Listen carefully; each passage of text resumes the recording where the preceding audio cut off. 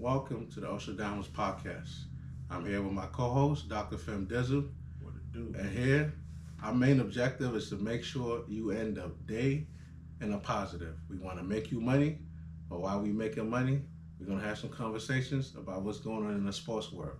So, without further ado, I'll let my co-host take it over. What are we talking about today? I mean, we got a lot in store for the people today.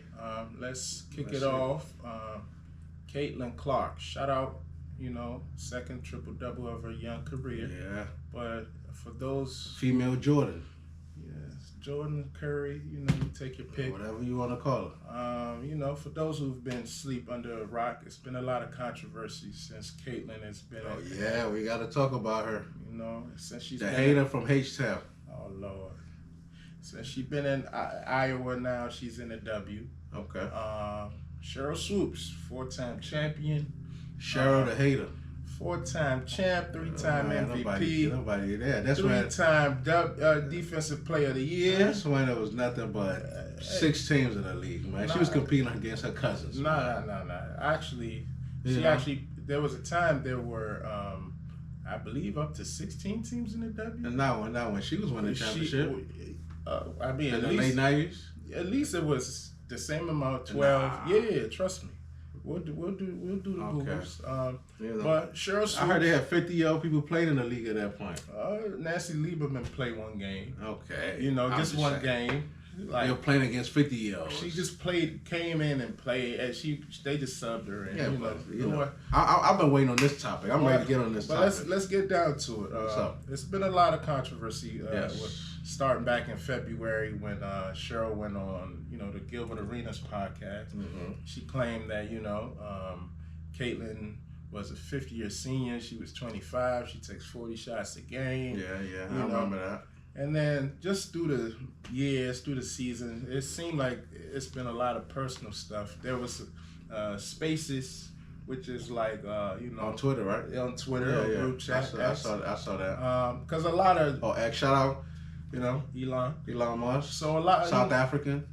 A lot of the richest man in the world. Yes, he is. Let me hold some money, Elon. Okay. Sponsors. Come on. But a lot of W fans, they Gen Zs. They don't have no respect for the elders. So pretty much they've been going at Sheryl. Calling her out. What are you talking about? I'm just saying. Sheryl was recently taken off the broadcast. They should be going at her. I didn't say they should. Okay, I'm telling the she's people. She's a false prophet. I'm telling We're the real prophet. She's a false prophet. She's going around telling lies about stuff. Talking about the girl's been in college for 5 years. The girl shoots 40 shots a game. Go off. I mean, it was nothing but lies. So when an adult does not put themselves in the place of an adult and act like an adult, when you start doing the type of things that she's doing, which is going around starting up messy stuff, giving out false narrative, for whatever reason, I don't know what her agenda is. Now, it's been rumored that because Caitlin broke her NCAA tournament scoring record the previous year, might have been why she has, some type of animosity towards her.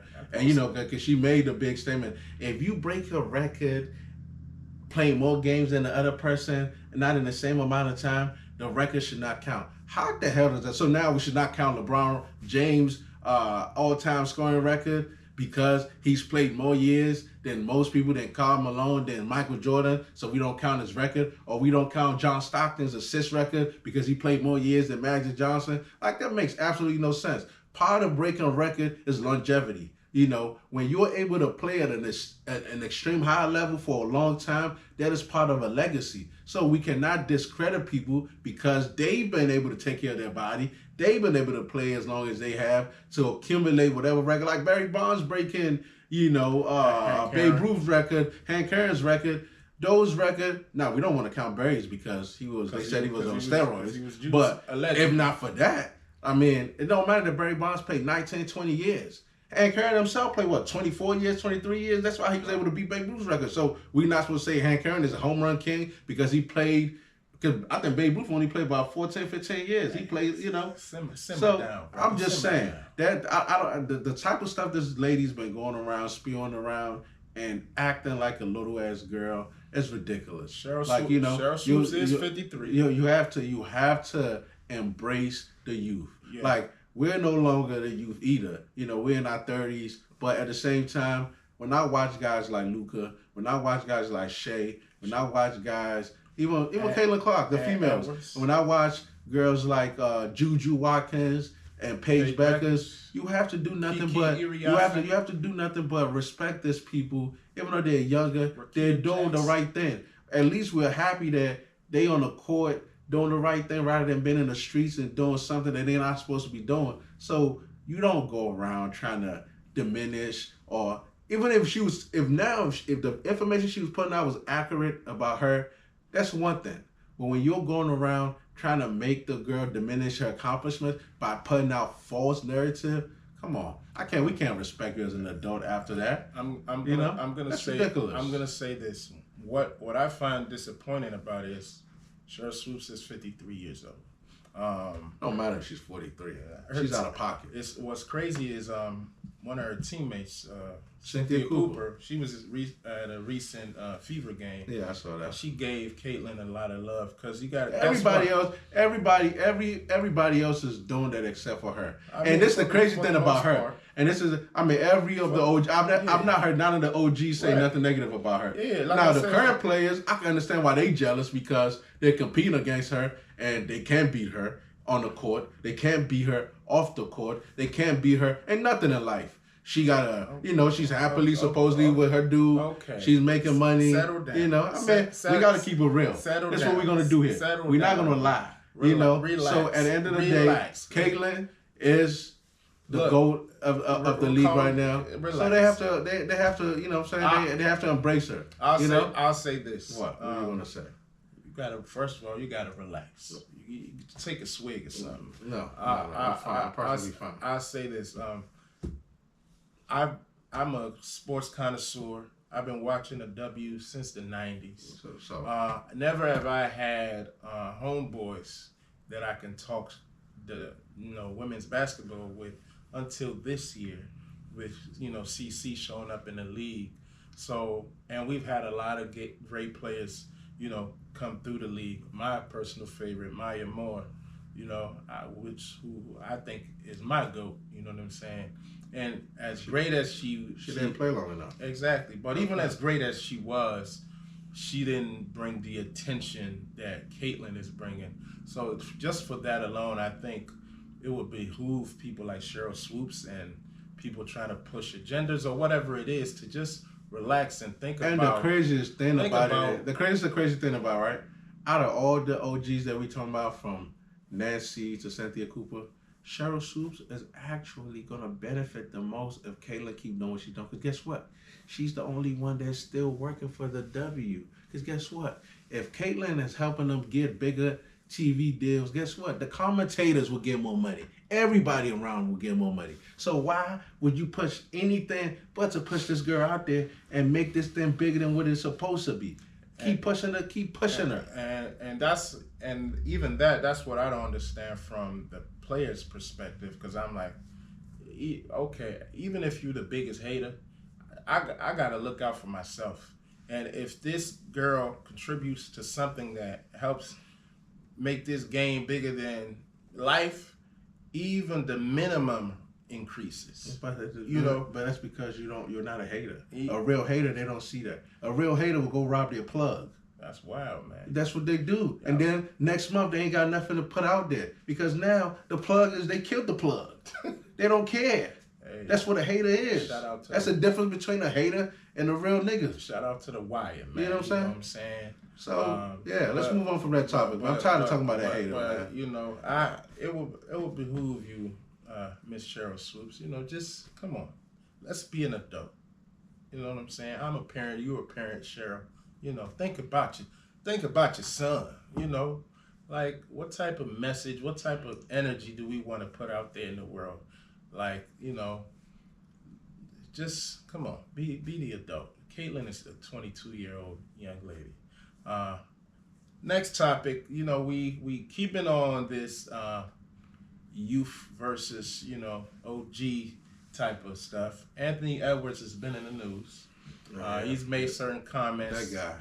Talking about the previous generation, talking about MJ, saying, the reason why MJ, dominated that era is because, he was like the real only athletic one, you know what I'm saying, that he didn't really have to go against some thoroughbreds. And of course, you ain't gonna talk about that era without having Zeke, come out and speak. And Zeke has been vocal, and Magic Johnson said he don't even acknowledge young niggas that ain't got no chips. You know what I'm saying? So what do you think about? He didn't say younger. He said anybody. I know. Anybody I just put my own flavor to it. But what's your thoughts on the whole Ant Edwards comments? The reason why I don't blame him. I don't agree with his sentiment, but I don't blame him for the simple fact that if you look around him, first of all, he's what, 22, 23? Yeah, like around 23. Yeah. So the oldest guy around him is probably the Rudy Gobert, maybe 30,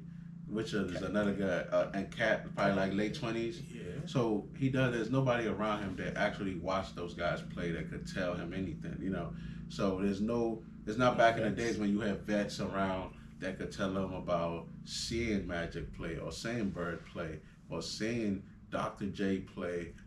Even Michael Jordan will tell you he got a lot of his moves from Dr. J. Yeah. So for you to say I think Jordan says that's his goal. Yeah. So for you to say that Jordan had no competition in terms of athleticism, like, are the guys in those eras as athletic as the guys in this era? Probably not, because of, with technology moving the way that, we look at it in the NFL now. You got guys like Josh Allen, 6'5", 6'6", and can run like he's, Exactly. So you didn't have that back in the 80s when Marino and them played.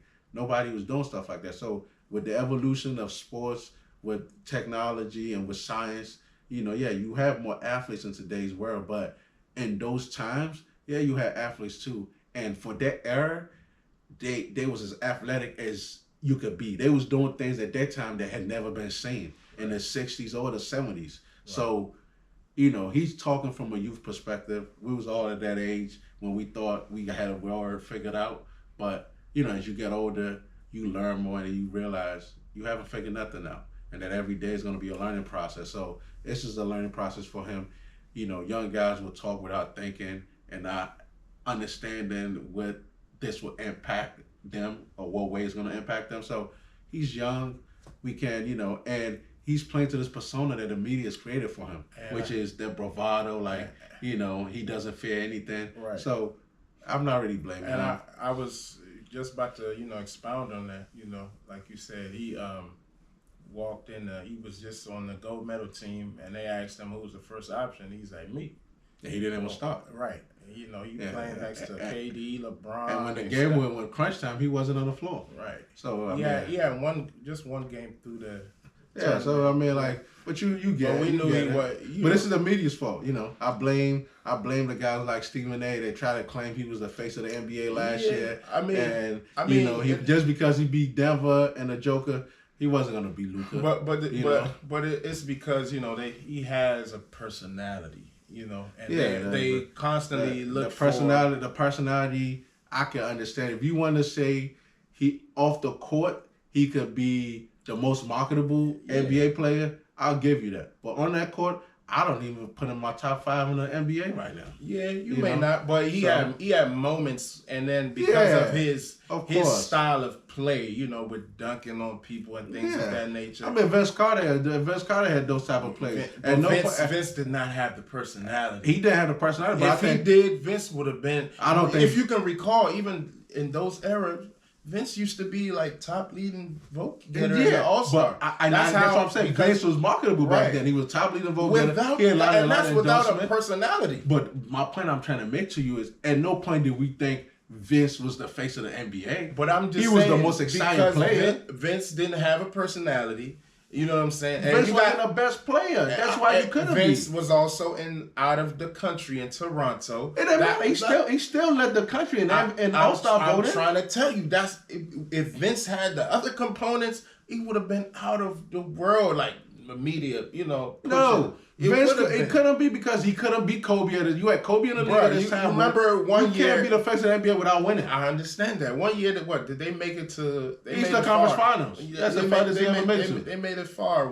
Eastern Conference Finals. In Jersey, when he played with Kidd, But I'm saying those are the things that prevented him, and of course, because he couldn't. We already had. Somebody we had somebody like AI. Of course, but we had remember them years it was AI and Kobe. AI was really for the culture, but Kobe because of the winning and he was the squeaky clean at the time. He was that opposite of an AI. Yeah, you know what I'm saying? AI would have been the most marketable. He was marketable. He sold more Reeboks than anybody could have. But bro, AI would have been out of this world. You know what I'm saying? If he was like Nike, if we're talking about practice, like some of those. But this is why a lot of the street guys, a lot of hood niggas related with AI. Exactly. But if AI would have been what you were saying, what Kobe was, then the street guys wouldn't have gravitated to him. He wouldn't have been for the culture the way he was. The people that invest the money. Yeah, but you're talking about two different things now. Are we talking about for the culture? Or are we talking about corporate America? Because those are two different entities. Because Kobe wasn't for the culture, and he was still, you know what I'm saying? Yeah, but Kobe wasn't and that's why Kobe was a corporate America guy. Yeah, and Kobe would go home back to Philly. I remember a game he went back home to Philly and got booed. Exactly. So this is telling you, we're talking about two totally different things. It wasn't to the end of his career. 24 Kobe. Yeah, when they started appreciating him. Black Mamba. Yeah, when they started appreciating him. And of course, he was doing it without Shaq. But that's what I'm saying. So when we talking about right now, I'll say Ant. A lot of the culture they gravitate to exactly because they're just like corporate America has no filter. He has to win before corporate America could gravitate to you. Corporate America will identify with a winner. I mean, and I think if he wins a championship, then you can start pushing him as the reason why is because the corporate because in any normal circumstance, corporate America would be identified with a Jokic, but because Jokic is similar to Tim Duncan. No. And they didn't identify with Tim Duncan. They can get away with that because in that league we had Kobe and AIs and T-Mac. But this is why corporate America can't go with a Jokic. So they're looking because he's not American. That's what I'm saying. If Cooper Flag comes in the league right now, and Cooper Flag becomes what they say he's going to become, corporate America could push him. But think about it. In the history of the league, the best players have always been Americans until now. Exactly. So and that's why they're looking. Giannis is a great player, right? Giannis is marketable. But they can't push him because he's not American. They push him a little bit. But how? What commercials do you see Giannis in? Giannis is... We're talking about what major... If you remember back in the days and the night, we talking about when we had like Grant Hill at the McDonald's, the Crunch, the Sprite. Yeah. When you start... Those are global commercials. Ant is getting them. What? Which one are we seeing him in? Ant is getting them type of stuff. What stuff? Tell me, which one? I mean, shoot, he in them. He's a what? I mean, bro, we can go. Do you remember what Grant Hill and Michael Jordan was doing? Kobe was doing exactly. Kobe. Yeah. That's my point. But only an American could get that. But the reason why Grant Hill was able to get it right away because he won in college. Yeah, he was already a winner. We identified with him at Duke. Exactly. And he came with the and he was on the Olympic team. And he had a great. So. For you to be able to take over that corporate American role for the league, you have to win. And the guys that have been winning lately, like you said, except for Steph Curry, which Steph Curry is probably the one guy they're pushing right now, has been foreigners. But we're going towards the end of their career, so they're looking for the youngin. This is like a Shea, but he's not American. He's not American. That's my point. He's quiet. That's the thing. Like the top 5 players in the league right now are non-Americans. Tatum. The reason why Tatum can really be is because you don't identify who's the alpha on that team. Is it him? Is it Jaylen Brown? It's him, but the media is they gave Jaylen Brown the Eastern Conference Finals MVP, NBA Finals MVP. Hey, so we saw in the WNBA that one time they gave Angel Reese that award. She didn't. Angel Reese. Yeah, it was like a Player of the Week, a Rookie of the Week or something like that. Oh yeah, man, that's nothing. A Player of the Week. But we're talking about a whole NBA Finals, Eastern Conference Finals. Tatum had better stats than Brown. But he didn't. He led the team in points, rebounds, and assists. I agree. So I agree. But the media have been trying to, and and there's only 11 people that vote. Yeah, you know what I'm saying? So the media has been trying to do that. I thought Tatum was going to win the final. He should have. But Jaylen Brown had a better Eastern Conference final in terms of like the big shots he hit, the timely shots. But at the end of Tatum was bad at the end of the games. At the end of the day, come on, bro. In the finals, he should have won it. I agree with you. He should have got the finals MVP. And it's okay. He should have got the finals MVP. But this is the problem. This is what's going to make it hard for him because now there's this narrative like Jaylen Brown might be better than him. So now you can't be the face of the NBA when you're not even the face of your team to the media. True.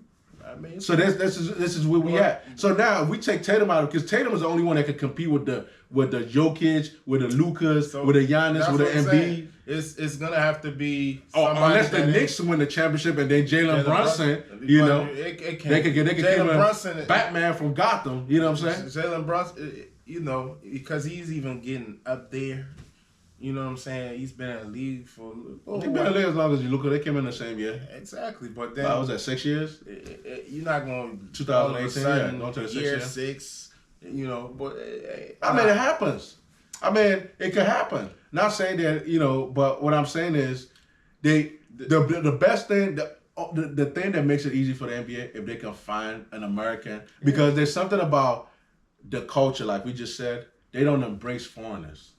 I'm hip, and that's what's happening here. Because if they was to embrace the foreigners, Giannis right now will be the guy in the league. Because Luka and Jokic and them are white, right? So we understand that they might look at it like that. But Giannis is just born, and even if it's boring, whatever the case might be, whatever. But guess what? But guess what though? Even though Tim Duncan was born, he still got his respect back then. But he was never a face. As great as Timmy was. He wasn't a face. How great he wasn't a face, but they always talked about him. They always talk about that was the era of Kobe and Duncan. Just like this era of Jokic. Yeah, I know. I mean, they don't have no choice but to admit that Jokic is great because they even saw in the Olympics. He really should have beat the United States. I know. Only the little bit of time when he gets up the court, his team can't function without him. That's how he's beating a whole American team by himself. I mean, America, they had a couple games they should have lost. But I mean, that game was they was down 17. They was down big. Yeah. So that's how great Jokic is. We know that. His presence. So you can't ignore him. You know what I'm saying? Timmy won 5 of them things. Yeah, but sometimes you watch those things. 5 of them. But we're talking about he played on a team where Timmy has played with 3 other Hall of Famers.